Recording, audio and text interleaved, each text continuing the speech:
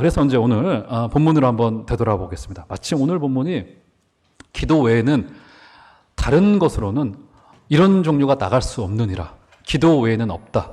라는 제목으로 말씀을 한번 정해봤습니다. 자, 오늘 본문 사건 어떤 사건입니까?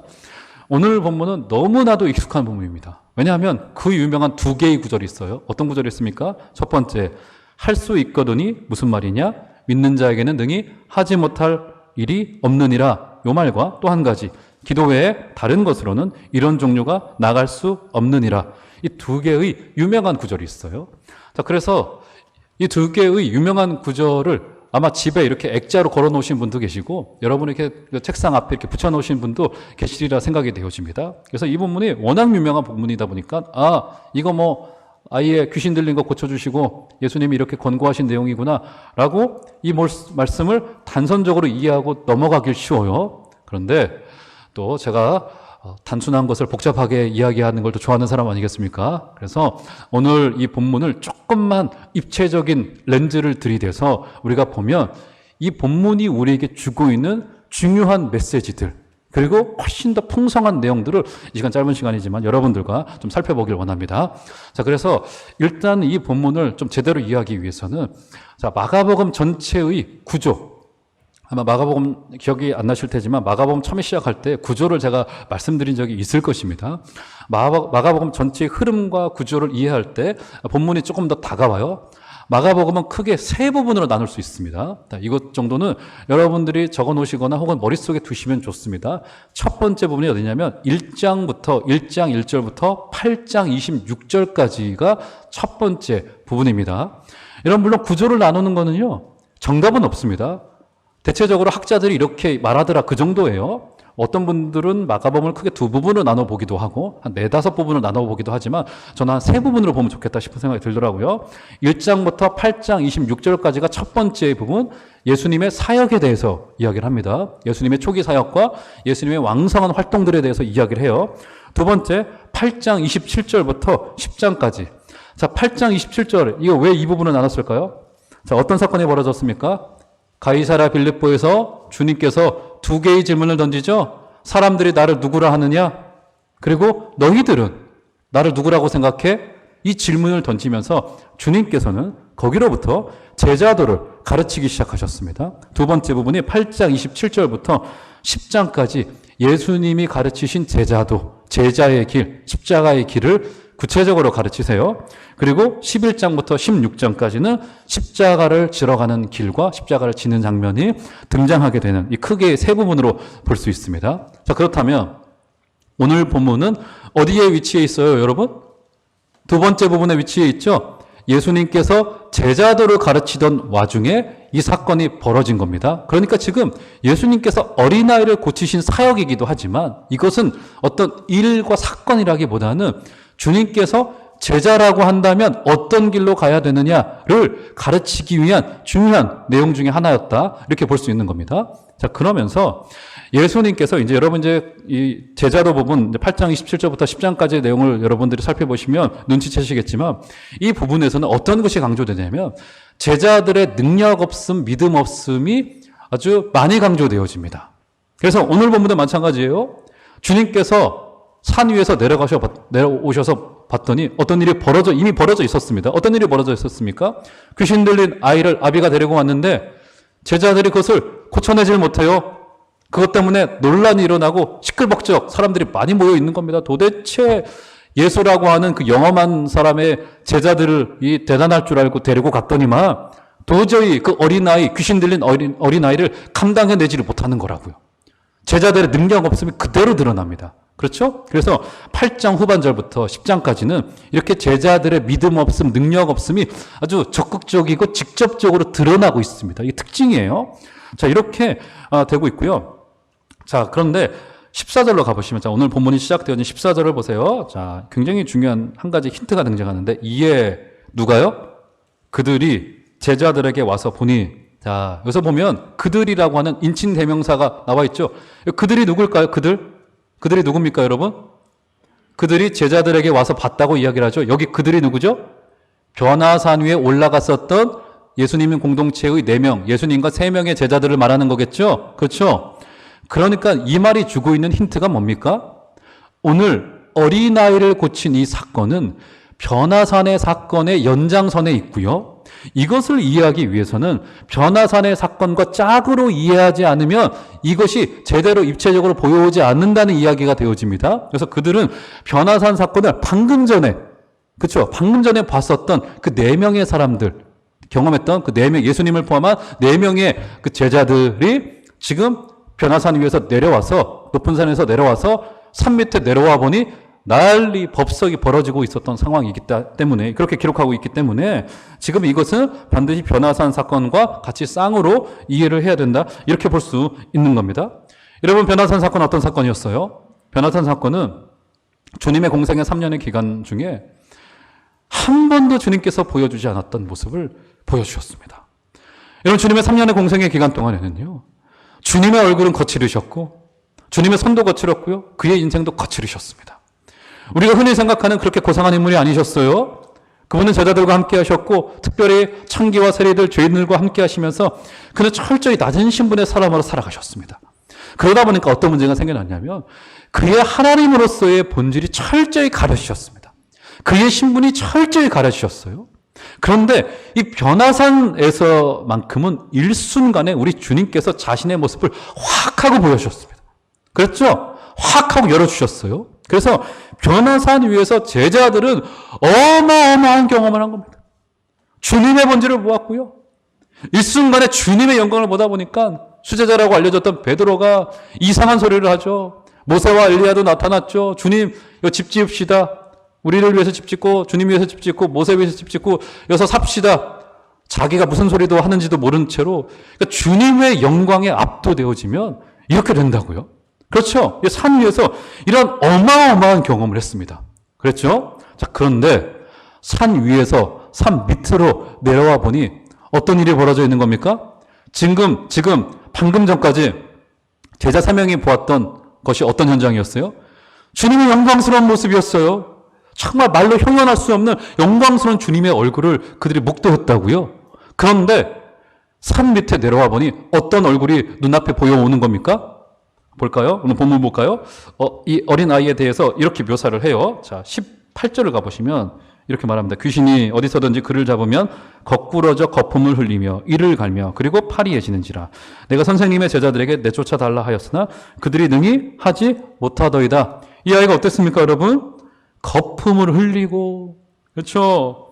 그리고 몸은 점점 말라져 가고 제자들이 도저히 감당할 수 없는 수준의 모습으로 이 아이가 있게 된 거라고요. 그 밑에 아비와 주님과의 대화에 보면 귀신이 그를 죽이려고 물에도 던지고 익사할 뻔했어요. 그랬죠?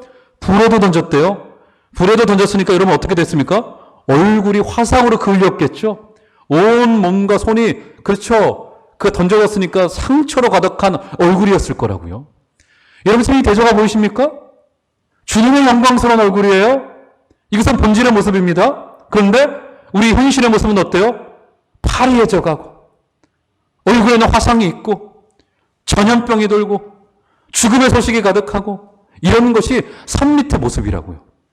주님께서는 지금 영광스러운 본인의 모습을 보여주고 그리고 그 3명의 제자들에게 산 밑에서의 이런 정말 이 귀신도 보통 귀신이 아니었습니다. 지금 독한 귀신이었어요. 이런 귀신 없잖아요, 지금. 그렇지 않습니까?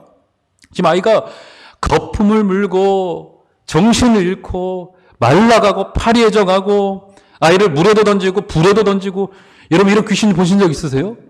제가 지금까지 목회 한 20년 정도 하면서 한 두세 번 봤습니다. 두세 번 봤어요. 전에 교회도 좀 있었고요. 그리고 제가 청년 시절이었네요. 그러고 보니까 청년 시절에 조그만 청년부였는데 여름에 이제 연합수련을 한다고 기도회를 올라갔어요.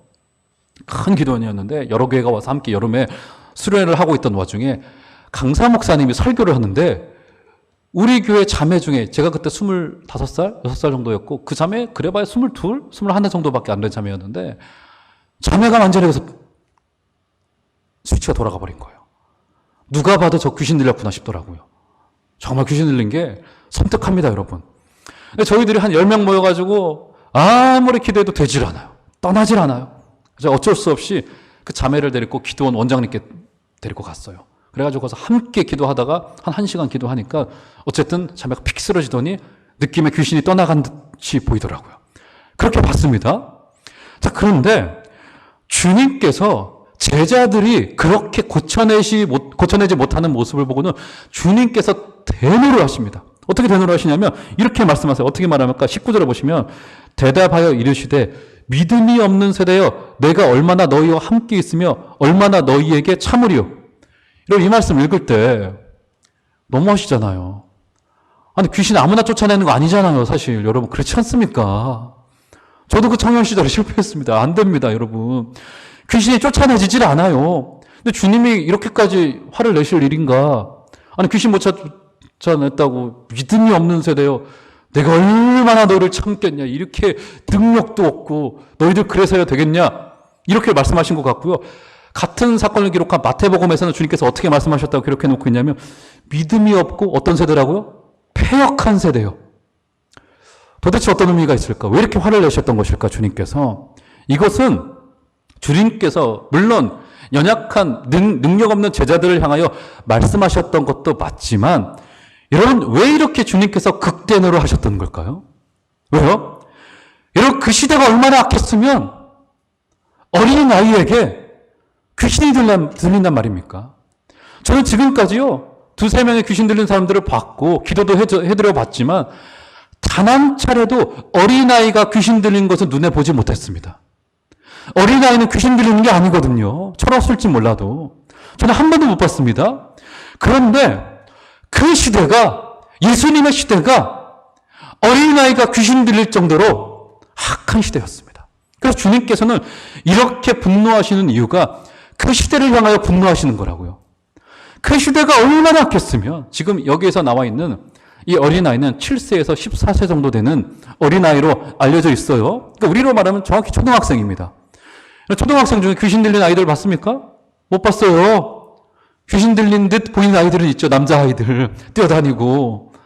진짜 귀신 들린 건 없다고요, 여러분. 어린아이는 귀신 들리지 않는 거거든요. 그런데 예외적으로 시대가 악하면 귀신이 가장 순수한 영혼들인 어린아이들에게 찾아오는 거라고요. 그 시대가 그렇게 교회 공동체가 무력해 있고 영적인 공동체가 무력해 있다 보니 어린아이에게 귀신이 찾아올 정도로 그 시대는 악했던 시대라고요. 교회 공동체가 이것을 감당해내질 못해요. 그렇죠? 18절 다시 한번 보시면 내가 선생님의 제자들에게 내쫓아달라 하였으나 그들이 능히 하지 못하더이다. 교회가 이것을 감당해내질 못합니다. 지금 교회가 방금 무엇을 보았어요? 그들의 본질의 모습을 봤습니다. 주님의 그 영광스러운 모습을 봤어요. 하늘의 해처럼 빛나고요. 하얀 옷을 입은 주님의 그 영광스러운 본질의 모습을 봤다고요. 그런데 산 밑에 내려와서 보자. 어떻게 되는 겁니까? 얼굴이 파리해져 가고 말라져 가고 얼굴에는 상처가 가득하고 화상이 가득한 어린아이를 보고 그것을 감당해내진 못하는 교회의 모습을 보면서 믿음 없고 능력 없는 제자들이 귀신 앞에 어쩔 줄을 몰라 하고 있는 거라고요. 여러분 이렇게요. 교회가 영적인 능력을 잃어버리게 되면은 그 시대도 그랬듯이 지금 이 시대도 마찬가지입니다. 어떤 일이 벌어집니까? 그 시대도 가장 연약한 계층인 어린아이가 영적인 공격을 받았듯이 교회가 능력을 잃게 되면요. 누가 먼저 힘들어지냐면 가장 영적으로 연약한 자들이 힘들어지는 거라고요. 그래서 저와 같은 목사들이 또 여러분 성도님들 한 분 한 분이 하나님의 말씀으로 계셔주시고 교회가 능력을 잃지 않는 것이 왜 중요하냐면 우리가 능력을 잃게 되면은 우리 한 사람의 문제로 그쳐지지 않는다고요. 우리가 능력을 잃게 되면은 이 땅에 가장 약한 사람들이 가장 큰 피해를 보게 되어져 있습니다. 사랑하는 성도 여러분, 하나님의 말씀 위에 서주시고 하나님의 능력 위에 서주시는 여러분들 되시기를 주 이름으로 축원합니다. 그것은 우리 개인의 문제만이 아니라 여러분 생각을 해보세요. 여기서 있는 목사가 만약에 영적으로 흔들린다? 저만의 문제로 끝나면 좋아요. 그러지 않습니다, 여러분. 제가요, 여러분 눈치채셨는지 모르겠지만 작년 한 11월부터 해서 한 지금 11월부터면 지금까지 몇 개월입니까? 3개월이죠. 제가 살을 한 6kg 뺐습니다. 표가 잘 안 나죠? 워낙에 쪘어가지고 제가 작년 이렇게 하도 신방 다니면서 먹어가지고 살이 많이 찌더라고요. 그런데 우리 집사람이 조금 아팠잖아요. 그래가지고 자기가 아프니까 저한테 잔소리란 잔소리를 막 정말 그 잔소리 때문에 살이 빠지겠더라고. 제가 그러느니 내가 살 뺀다. 그러니까 저보고 아프면 안 된다. 살찌면 안 된다. 이거를 막 정말 제가 저한테 막 그렇게 말하는 사람이 없어. 그래서 저를 걱정하는 게 너무 싫어서 그러니까 나를 걱정하지 마. 내 인생 내가 알아서 할게 해도 안 돼요, 이게. 그래서 제가 고소리 안 나오게 하려고 제가 독한 마음 가지고 제가 살을 뺐습니다. 살 빼는 게 전 처음 해봤어요. 이렇게 억지로 살 빼는 걸. 아침 저녁을 그 계란하고 고구마만 먹고 점심은 마음껏 먹고 그러니까 또 운동하고 하니까 금세 빠지더라고요. 한 6kg, 한 7kg 뺐습니다. 이렇게 빠지더라고요. 무슨 얘기 하려고 다 제가 이 얘기 했는지 잘 기억이 나지 않지만 여러분 이렇게 우리가 영광스러운 모습을 보고는 또 우리의 연약한 모습을 보고는 하나님의 은혜 앞에 설 때 우리에게 중요한 것이 무엇이냐면 여기서 우리의 연약한 모습, 주님 이 어린아이처럼 가장 취약한 계층이 가장 큰 피해를 보게 되어지는데 나중에 여러분 보세요. 28절로 가보시면 이런 말이 등장합니다. 자, 28절 보세요. 자, 주님께서 아이를 고쳐내셨어요. 그리고는 제자들이 은밀하게 한 집에 들어가셔서 주님께 질문을 합니다. 집에 들어가심에 제자들이 조용히 묻자오되 우리는 어찌하여 능히 그 귀신을 쫓아내지 못하였나이까. 이런 어떤 상황인 거예요, 지금 이 상황이? 제자들이 주님을 조용히 집에 모시고 들어가서 우리 젊은 사람들 말로 쪽팔린 거예요, 지금. 사람들 많이 모여있던 중에 도저히 질문할 수 없었던 내용을 주님 모셔놓고 질문한 거라고. 주님, 왜 우리들은 못 고쳤습니까? 왜 우리에게 능력이 없습니까? 여러분, 이 질문은요, 지금 우리 현대교회가 주님 앞에 통탄스럽게 내놓아야 될 질문입니다. 왜 우리 교회가, 이 시대의 교회가 이 땅을 담아내지 못합니까? 왜 이 땅을 담당해낼 수 없습니까? 이것은 우리 현대교회가 통탄스럽게 주님 앞에 내놓아야 될 정말 부끄러운 질문이라고요. 사랑하는 여러분, 우리 주님 앞에 물으십시다. 왜 교회가, 왜 이 땅이 우리 교회 때문에 변화되어져야 되는데 오히려 교회를 향하여 조롱하고요. 제가 어젯밤에 뉴스를 읽는데 뉴스에 달린 댓글들이 있지 않습니까? 거기 보면 또 천주교 교회에서 이스라엘 성지순례를 갔다 와서 욕을 또 바가지로 먹고 있잖아요. 그러면서 아예 싸잡아서 기독교까지 욕을 하는데 게다가 그 욕의 반은 목사의 욕이야. 저를 향한 욕이잖아요. 막 열이 받다가도 부끄러워지다가도 잠도 안 오고 막 그러더라고요. 던질 수밖에 없는 질문이 주님 왜 교회가 이 땅을 담당해내지 못합니까? 왜 우리로 상식이 통하지 않는 무식한 자들이라고 하는 조롱을 듣고 있고 기도로 이 땅을 변화시키지 못하고 복음이 이 땅을 변화시키지 못하고 있습니까? 라고 하는 통탄스러운 질문을 우리 주님 앞에 던져보아야 됩니다. 사랑하는 여러분, 우리 이 질문과 이 현실 앞에 우리가 정말 종교의 언어로 꾸며서 서지 말고 정직히 주님 앞에 서서 주님의 은혜만을 구하시는 저 여러분들 다 되시기를 주의 이름으로 축원합니다. 이제 그러면서 주님께서 이 아비와 대화하기 시작하세요. 자, 21절로 가보시면 이제 주님께서 이 아이를 고치는 과정 속에서 자, 21절 한번 볼까요? 다 같이 한번 한 소리로 읽으시도록 하겠습니다. 시작. 예수께서 그 아버지에게 물으시되 언제부터 이렇게 되었느냐 하시니 이르되 어릴 때부터니이다. 여러분 지금 저는 이 장면 보면서 참 어처구니 없는 장면이다라고 하는 싶은 생각이 들었습니다. 왜요? 지금 급한 게 어떤 겁니까? 주님께서 빨리 가서 이 아이 고쳐주셔야 되잖아요. 그런데 일단 이 아비를 앉혀놓고 이 아이와 대화하기 시작을 해요. 그리고 대화의 첫 번째 질문이 뭐였어요, 여러분? 뭡니까? 야, 언제부터 아팠어? 아니, 10살부터 아팠으면 이렇게 안수하여 주시고, 1살부터 아팠으면 이렇게 안수하여 주시고, 뭐 다르다는 이야기입니까? 이 질문이 너무 어처구니가 없어요, 제가 보기에는. 그러니까 이 아이가 또 대답을 해요. 어릴 때부터 그랬습니다. 이렇게 대답을 합니다. 그렇죠? 그러면서 22절 가보시면 귀신이 그를 죽이려고 불과 물에 자주 던졌나이다. 그러나 무엇을 하실 수 있거든 우리를 불쌍히 여기사 도와주옵소서. 이렇게 질문한다고요. 이렇게 질문과 대화가 이게 오고 가고 있다고요. 지금 주님의 질문이 사실 인간적으로 대화를 하는 것도 지금 어처구니가 없잖아요. 이제 빨리 가서 아이를 좀 안수해줘서 고쳐내야 되는데 질문을 하는 것도 어처구니 없는데 질문의 내용은 더 어처구니가 없어요. 언제부터 아팠니? 아니, 뭐 한 달 전부터 아팠던 거하고 뭐 어릴 때부터 아팠던 거하고 뭐 달라지는 겁니까? 이 질문을 주님이 던지신다고요. 지금 무슨 이야기 하는 겁니까? 중요한 것은 여기에 소망이 있는 거죠. 어떤 소망인 겁니까? 중요한 것은 주님의 우리를 향해서 내미시는 그 손길이 중요하다는 겁니다. 주님은 이 아비와 대화하기 원했다고요. 중요한 것은 주님이 지금 이 시간에 여러분들에게 손을 내밀고 계세요. 야, 너 그거 급해? 일단 나와 좀 대화 좀 하자. 말 좀 하자. 이 이야기 하고 계신 거라고요. 사랑하는 여러분, 난리와 난리가 가득하고 소문과 소문이 가득한 이 땅 속에서 오로지 고요히 주님의 음성을 들으시는, 한 번 말하기 전에 하나님의 음성을 먼저 한번 들으시는 은혜가 있기를 주의 이름으로 축원합니다. 오늘 급했던 이 아이의 치유는 맞아요. 그런데 주님이 원하시는 것은 이 아이와 또 이 아이의 아비와 주님께서는 대화하기를 원하셨습니다. 오늘 고요히 하나님의 음성을 들으시는 여러분들 되시기를 주의 이름으로 축원합니다.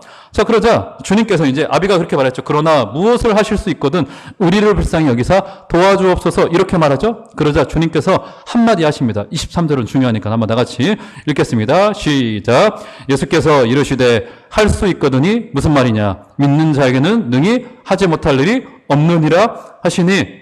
예, 여러분 이 말씀 좋아하시죠? 찬양으로도 되어져 있고 여러분 집에 액자로도 되어져 있는 분들이 계실 거예요. 그런데 이 말은 사실은 질책하는 말씀이신 거죠. 지금 이 아비가 어떻게 말한 겁니까? 무엇을 하실 수 있거든 조건절을 달았어요. 그럴 때 주님, 야, 할 수 있거든이 무슨 말이야?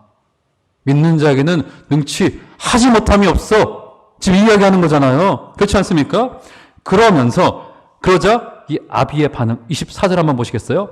곧, 자, 마가복음에서는 곧, 바로 이런 말이 자주 등장합니다. 곧, 이런 말이 등장해요. 곧, 그 아이의 아버지가 소리를 질러 이르되 내가 믿나이다 나의 믿음 없는 것을 도와주소서 하더라.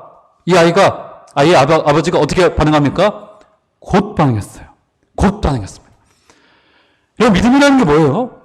믿음은요, 곧 반응하는 겁니다. 여러분, 사랑하는 자에게는요, 반응을 할 수밖에 없습니다. 그렇잖아요. 사랑은요, 그 향기가 퍼져갈 수밖에 없다고요. 이게 사랑하는 자의 정당한 반응입니다. 제가 한번 그 말씀 드렸나요? 제가 청년 시절에 아내하고, 지금의 제 아내하고 교제를 하고 있던 와중에 조그만 교회였습니다. 우리 교회보다 훨씬 더 작은 교회였어요. 뭐 어르신들 한 7, 80명 모였나?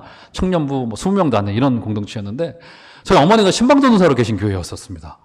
그러니까 이게 교제하는 게 조심스럽잖아요. 교육자 아들이 멀쩡한 자매 데려다가 이게 교제하고 뭐 헤어지고 뭐 이런 게 그래가지고 집사람하고 교제를 시작하면서 둘이 야, 우리 일단 그 조용히 교제하자. 아무한테도 알리지 말고 다 숨기자. 이렇게 했습니다. 다 숨겼어요. 아무도 모르게 숨겼습니다. 아무도 모르게 숨겼어요. 그런데 우리만 몰랐어요. 우리만. 전부 다 알고 계셨어요. 전부 다. 저 교인들이 전부 다 알고 계시더라고요. 저희는 아무도 모를 줄 알았어. 그런데 우리만 몰랐어. 다 알고 계시대. 제가 그때 느꼈습니다. 아, 이게 숨길 수 없구나. 감정이라는 게 숨길 수 없고요. 주님을 사랑하는 사람의 태도는 절대로 숨길 수 없습니다. 믿음은요, 반응하는 겁니다. 갈 수밖에 없는 겁니다. 사랑하는 여러분, 좋으신 주님께 정당한 반응을 하시는 은혜가 있기를 주의 이름으로 축원합니다. 주님이 우리를 향하여 손 내미실 때 여러분 거기에는 지체하지 마시고, 그때는 충청도가 안 좋아, 그때는 바로 반응하셔야 됩니다. 주님, 제가 바로 가겠습니다. 역사하여 주시옵소서. 이렇게 반응하시는 복된 은혜 있으시기를 주의 이름으로 축원합니다. 이 천둥 같은 음성에, 자, 이 아이의 아버지의 반응을 보세요. 24절. 곧 그 아이의 아버지가 소리를 질러 이르되, 자, 어떻게 대답합니까? 자, 천천히 한번 읽어보겠습니다. 내가 믿나이다 나의 믿음 없는 것을 도와주소서. 자, 이 말씀 이상하죠? 내가 믿나이다 라는 말과 나의 믿음 없는 것을 도와주소서, 두 문장이 이어지질 않잖아요. 지금 모순이잖아요. 제가 너무 따지고 들어가나요? 제가 아무리 봐도 이해가 되질 않아요. 내가 믿나이다 라는 말과 나의 믿음 없는 것을 도와주소서라고 하는 말이 이게 문장이 매치가 안 돼요. 지금 다른 말이잖아요. 모순과도 같은 말 아닙니까? 서로 완전히 다른 말이잖아요. 그렇죠. 완전히 모순처럼 보입니다. 그러니까 알 수 있는 것 한 가지가 뭐냐면 여기서 아비가 가졌던 믿음의 정체가 뭐냐면 감정적인 차원에서의 믿음이 크고 작다류의 그 믿음이 아닌 거라고요. 그렇죠? 분명하죠? 내가 믿나이다 하고 내가 믿음 없다고 또 고백을 해요. 그렇죠? 그러니까 여기서 믿음이 좋다라고 하는 것은 믿음이 크다라고 하는 게 아니라는 겁니다. 그렇죠? 믿음의 감정을 말하는 게 아니에요. 이 말은 뭐냐면 나의 믿음 없는 것을 도와주소서라고 하는 말에서 알 수 있는 그 믿음이 뭐냐면 믿음은 믿음의 대상으로의 완전한 의지를 말하는 것이 믿음이지 믿음이 크다, 목소리 크다 이게 믿음이 아닌 거라고요. 그렇죠? 그렇죠? 믿음이라고 하는 것은 나의 믿음 없음까지도 완전히 나의 믿음의 대상에 의지해 드리는 것 이것이 믿음인 거라고요. 그래서요 믿음의 중요한 첫 번째 발이 무엇이냐면 나를 도와주시옵소서 이 고백을 진짜로 하는 거라고요. 진짜로 나의 믿음 없는 것을 도와주소서 하고 너무 인간적인 준비를 너무너무 많이 해. 돈도 끌어다 오고 힘 있는 사람들에게 의지도 했다가 막 이런 것들을 전부 다 끄집어 가지고 온다고요. 그런데 오늘 이 아비에게 복은 온전히 의지할 분은 주님밖에는 없었던 상황인 거라고요. 그래서 내가 믿나이다. 나의 믿음 없는 것을 도와주시옵소서. 이렇게 고백하였습니다. 사랑하는 여러분, 우리의 믿음의 대상이신 하나님께 완전히 의지하시는 여러분들 되시기를 주의 이름으로 축원합니다. 그러자 오늘 말씀의 결론과도 같이 주님께서 마지막으로 한마디 하십니다. 제자들에게 28절로부터 보시면 집에 들어가심에 제자들이 조용히 묻자오되 우리는 어찌하여 능히 그 귀신을 쫓아내지 못하였나이까? 이런 부끄럽고 통탄스러운 질문의 마지막 29절 다 같이 한번 읽겠습니다. 시작. 이르시되 기도 외 다른 곳으로는 이런 종류가 나갈 수 없느니라 하시니라. 자, 이 말씀을 들을 때마다 부담됐어요. 도대체 주님 그럼 얼마나 기도하란 말이에요. 기도 외에는 이런 종류가 나갈 수 없다니까 너희들 기도 안 해서 그러는 거야. 기도가 약했어. 이렇게 지금 이야기하는 거라고요. 자, 기도라는 게 우리에게 하나님과의 관계의 문제이기 때문에 신앙의 본질을 가르치는데요.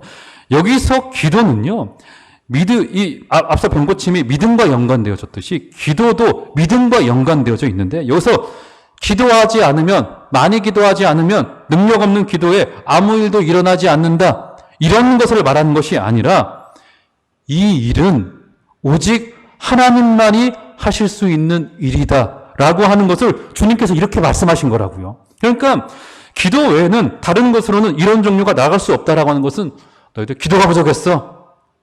기도가 약했어. 그 땅이니까 그런 거지.